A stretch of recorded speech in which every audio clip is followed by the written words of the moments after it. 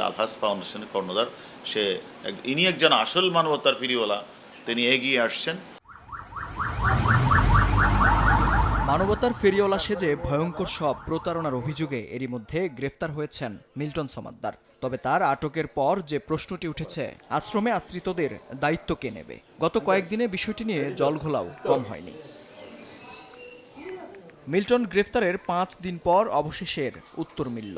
সোমবার গোয়েন্দা কার্যালয়ে সংবাদ সম্মেলনে ডিবি প্রধান জানান, আশ্রমের সব দায়িত্ব এখন থেকে দুস্থ ও অসহায় মানুষদের নিয়ে কাজ করা চট্টগ্রামের আলহাজ শামসুল হক ফাউন্ডেশনের। পাশাপাশি একজন চিকিৎসক নিয়োগেরও নির্দেশনা দিয়েছে ডিবি। তাদের যেন খাওয়া দাওয়া থাকা ডাক্তারি সেবার কোনো সমস্যা না হয়, সে কারণে আমি মনে করি আলহাজ ফাউন্ডেশনের কর্ণধার ইনি একজন আসল মানবতার ফিরিওয়ালা, তিনি এগিয়ে আসছেন এবং উনি বলেছেন আমাদেরকে যতদিন লাগে ততদিন উনি খাওয়াবেন এবং তাদের চিকিৎসার সার্বিক ব্যবস্থা উনি করবেন। এদিন মানব পাচার মামলায় 4 দিনের রিমান্ডে থাকা মিল্টনের বিষয়ে আরও কিছু চাঞ্চল্যকর তথ্য পাওয়ার কথা জানান ডিবি প্রধান।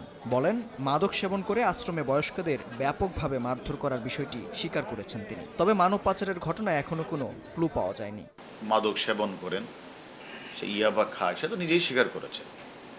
এবং তার যে অত্যাচারের মাত্রা, তার যে টর্চার সেল, আপনারা গণমাধ্যমে দেখেছেন যে পরিমাণ মানুষকে এই পিঠায় এবং সেই বাচ্চাগুলি, সে অনাথ বাচ্চা শিশু বা বৃদ্ধগুলি যেভাবে চিৎকার করে। এদিকে চাইল্ড অ্যান্ড ওল্ড এজ কেয়ারের দায়িত্ব পেয়ে রোববার দুপুর থেকেই কার্যক্রম শুরু করেছে আলহাজ শামসুল হক ফাউন্ডেশন।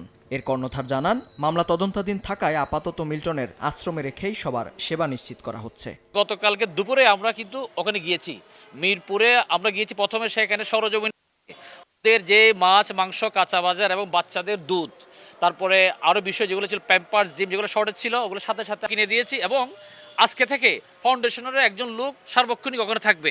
অসহায় মানুষকে আশ্রয় দেওয়ার নামে তাদের অঙ্গ প্রত্যঙ্গ বিক্রি, মানব পাচার, জাল মৃত্যু সনদ তৈরি ও অর্থ আত্মসাৎ সহ বেশ কয়েকটি অভিযোগে গত 1 মে মিরপুরে অভিযান চালিয়ে মিল্টন সমাদ্দারকে গ্রেফতার করেছে ডিবি।